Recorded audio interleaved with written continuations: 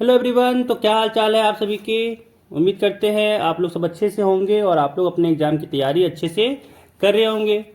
तो इस वीडियो में हम लोग हिंदी के 30 multiple choice question MCQ question को डिस्कस करने वाले हैं जो आपके एग्जाम के लिए इम्पॉर्टेंट है। आपके एग्जाम में ये सारे क्वेश्चन देखने को मिल सकते हैं। ठीक है, तो वीडियो आप लोगों के लिए बहुत ही इम्पोर्टेंट रहने वाला है, इसलिए वीडियो को आखिरी तक देखें और सारे क्वेश्चन को यहाँ पे आंसर आप लोग दिमाग में रख लें, ताकि अगर आपके एग्जाम में ये क्वेश्चन आए तो आप लोग इसको यूज में ला सकें, है ना। क्योंकि यहाँ पे जो भी क्वेश्चन लिया गया है वो आपके इम्पोर्टेंट क्वेश्चन है, इसीलिए वीडियो को पूरा देखना है। और साथ ही साथ अगर आप हमारे चैनल पे नए हैं तो चैनल को सब्सक्राइब कर लीजिए और साथ ही में बेल आइकन को प्रेस भी कर लीजिएगा। चलिए चलते हैं वीडियो को शुरू में। यहाँ पे पहला क्वेश्चन देखिए, कह रहा है कि गद्यांश को पढ़ना है ध्यानपूर्वक और फिर 1 से 4 तक के लिए सही विकल्प का चयन करना है। तो पढ़ते हैं गद्यांश को। है कि साहित्य को समाज का दर्पण कहा गया है कि उसके माध्यम से हम युग विशेष की समस्याओं, परिस्थितियों तथा भावनाओं की जानकारी प्राप्त कर सकते हैं। साहित्य जीवन की अभिव्यक्ति है। साहित्य में ही जातीय भावों का प्रतिबिंब देख सकते हैं। प्रत्येक जाति के साहित्य का एक व्यक्तित्व होता है। केवल इतना ही नहीं, वरन एक जाति के ही साहित्य में उसके विकास के अनुरूप समय समय पर अंतर पड़ता रहता है। हिंदी साहित्य का इतिहास इस तथ्य की पुष्टि करता है। वीर गाथा काल, भक्ति काल, रीति काल तथा आधुनिक काल के साहित्य में स्पष्ट रूप से अंतर देखा जा सकता है ना। अब आगे क्वेश्चन किया गया इस पे कि साहित्य को समाज का क्या कहा जाता है, तो इसका आंसर हो जाएगा ए नंबर, दर्पण। अगला क्वेश्चन है कि जीवन की अभिव्यक्ति क्या है, तो इसका आंसर बी हो जाएगा, साहित्य। अगला सवाल कि साहित्य में हम किन भावों का प्रतिबिंब देख सकते हैं, तो इसका आंसर हो जाएगा सी, जातीय। अगला सवाल कह रहा है कि साहित्य के किस काल में अंतर देखा जा सकता है, तो इसका आंसर चौथा नंबर हो जाएगा, इनमें से सभी। अगला सवाल, यहाँ पे निर्देश दिया हुआ है कि निम्नलिखित काव्यांश को ध्यानपूर्वक पढ़कर प्रश्न संख्या 5 से 8 तक के लिए सही विकल्प का चयन करें, है ना। पढ़ते हैं भाई। कह रहा है कि विघ्नों का दल चढ़ आए तो उन्हें देख भयभीत ना होंगे। अब ना रहेंगे दलित दिन हम, कहीं किसी से हीन ना होंगे। शूद्र स्वार्थ की खातिर हम तो कहीं ना गर्हित कर्म करेंगे। पुष्प भूमि यह भारत माता, जग की हम तो भीख ना लेंगे। मिश्री मधु मेवा फल सारे देती, हमको सदा यही है। कदली चावल अन्न विविध और सिर सुधा में लुटा रही है। ठीक है, ये आपका काव्यांश था। अब यहाँ पे इसके अनुसार आपको क्वेश्चन का आंसर देना है। कह रहा है किसके आने पर भयभीत ना होंगे, तो इसका हो जाएगा तीसरा नंबर, विघ्नों का दल चढ़ आने पर। ठीक है, चलिए अगला देखिए। कह रहा है भारतवासी किसकी खातिर गृहित कर्म, है ना, निंदनीय कार्य नहीं करेंगे। शूद्र स्वार्थ, है ना, शूद्र स्वार्थ। चलिए अगला कह रहा है कवि क्या आशा करता है, तो इसका आंसर हो जाएगा दूसरा नंबर, भारतीय किसी से पद दलित और हीन ना होंगे।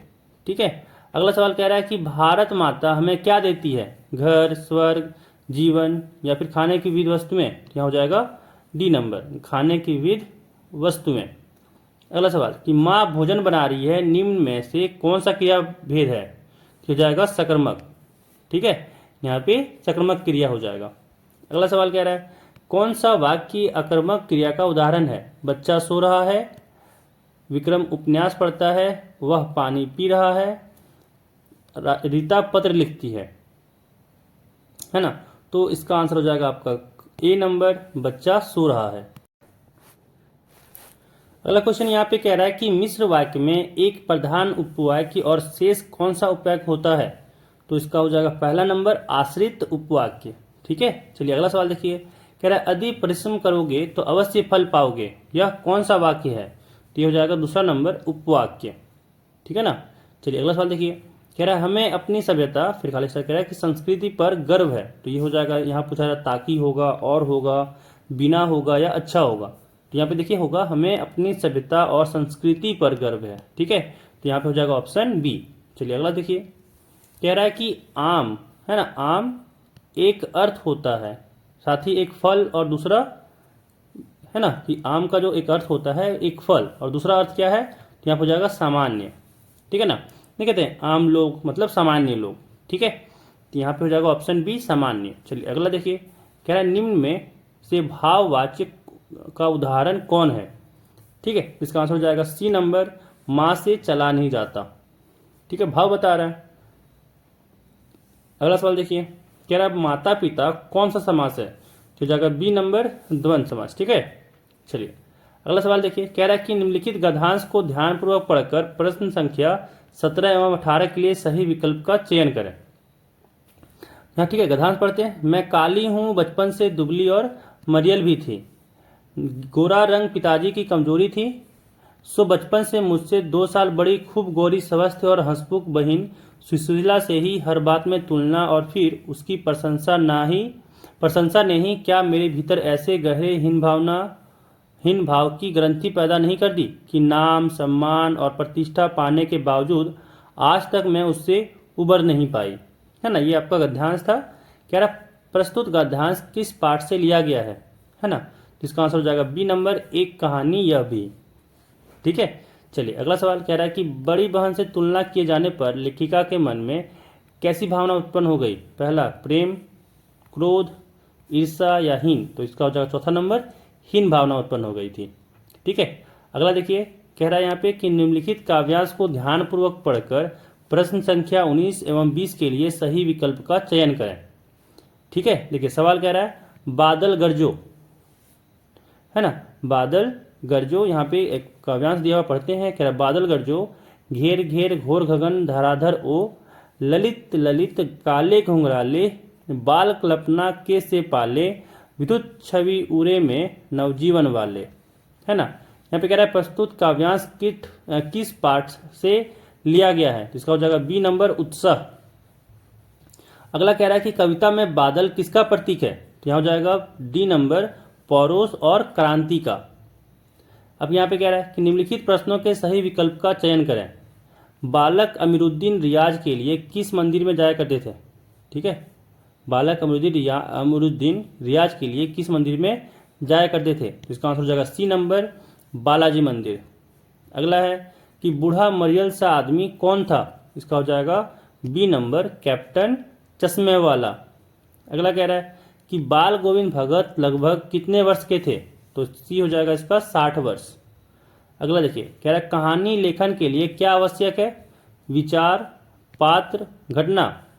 तो याद रखिए तीनों जरूरत होता है ना, कि विचार भी चाहिए कि क्या लिखना है, पात्र भी चाहिए, अब नाम तो चाहिए ना, और फिर घटना भी चाहिए कि क्या क्या आप उसमें यहाँ पे घटना घट रहा है कि जो आपको लिख रहे हैं। ये तीनों जरूरत पड़ जाएगा, इसलिए हो जाएगा इनमें से सभी। अगला सवाल कह रहा है कि श्री राम ने किसके धनुष को तोड़ा था, तो इसका हो जाएगा बी नंबर, शिव जी के।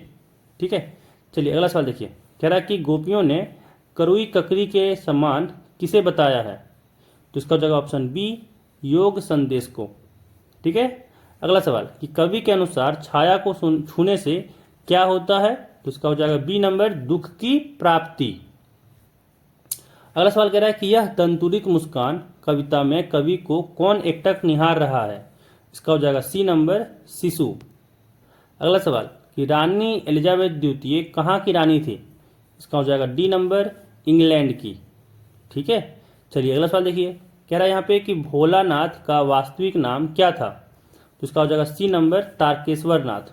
ठीक है, तो ये आपके 30 क्वेश्चन रहे जो आपके एग्जाम में पूछे जा सकते हैं। ठीक है, तो ये क्वेश्चन आपके लिए इंपॉर्टेंट है, ध्यान से एक बार याद कर लीजिए। अगर आपका एग्जाम में आए तो आप लोग डायरेक्ट इसका आंसर दे दीजिएगा। ठीक है, तो इस वीडियो में बस इतना ही। खूब ख्याल रखिएगा अपना, और ऐसे ही अपना एग्जाम का तैयारी अच्छे से कीजिएगा ताकि आपका मार्क्स अच्छा आए। ठीक है ना, चलिए मिलते हैं फिर अगले वीडियो में। बाय सभी को।